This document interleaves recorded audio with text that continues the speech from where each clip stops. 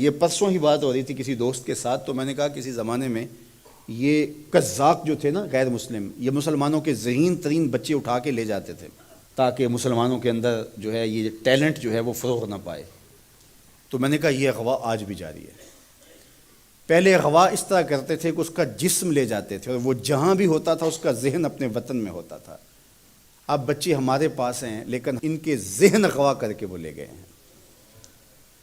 یہ دور موجود کا سوشل میڈیا اور اس کے اوپر پھیلی ہوئی بے حیائی اور مغربی تہذیب و تمدن کا فروغ، بچے کھانا ہم دیتے ہیں، کھلاتے ہم ہیں، پلاتے ہم ہیں، لیکن یہ ہمارے نہیں ہیں، یہ اچک کے لے گئے ہمارے بچوں کو، ہماری گودیں بھانج ہو گئی ہیں، یہ ہماری فکر کے ہیں ہی نہیں ہیں۔ لیکن افسوس یہ ہے کہ آج رہنمایان قوم، آج جو ہے وہ مدرسین، آج ٹیچرز، آج معلمین اور آج کا میڈیا بالکل ان چیزوں سے بے خبر ہے کہ ہمارے ساتھ کیا ہوا اور کیا ہونے جا رہا ہے، اور ہم اللہ سے امید کا چراغ بجھنے نہیں دے رہے، لیکن جو موجودہ نظم ہے اس وقت جو ہمارے ساتھ ہو رہا ہے تو ہم گڑھے کی طرف جا رہے ہیں اور گرنے کی طرف جا رہے ہیں۔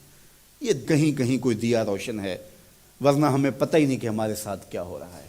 جب روس کا سرخ انقلاب پھیلنے لگا اور اس کے ظلم روس کے ساتھ ملحقہ ریاستوں کے اندر اپنے پنجے گاڑنے لگا، تو یہ ماوراء النہر کا جتنا علاقہ ہے اس کی مسلم ریاستوں کے اندر زبردستی مسلمانوں پہ پابندی لگا دی گئی۔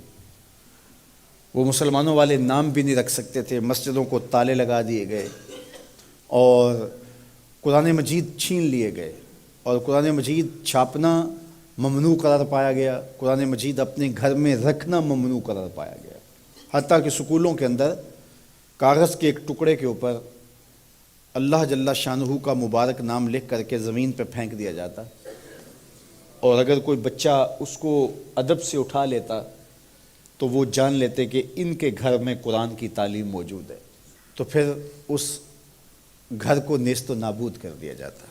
مسجدوں کو بالکل تالے لگ گئے، مدارس تو دور کی بات ہے، گھر کے پچھلے کمرے کے اندر بھی قرآن مجید کوئی رکھنے کی ہمت نہیں کرتا تھا۔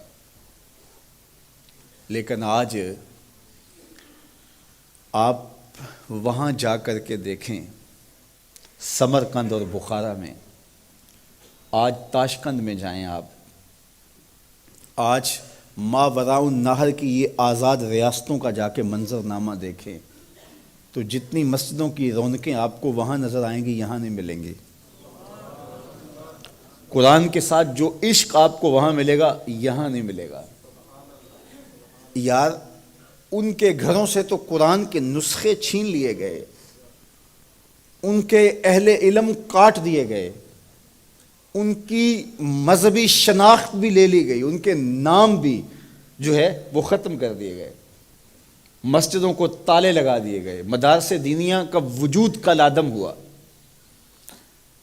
لیکن یہ آج اسلام کی جس طرح نشأت وہاں سے ہو رہی ہے تو یہ کیسے ہوا؟ مختلف تہذیبیں جب دم توڑتی ہیں تو پھر دوبارہ اٹھ نہیں پاتی، اور اگر وہ اٹھتی بھی ہیں ان کی نشأت بھی ہوتی ہے تو وہ ان خطوط پہ نہیں ہوتی، وہ ایک متغیر اور بدلا ہوا ایک کلچر اور ایک تہذیب اور ایک نظم ہوتا ہے۔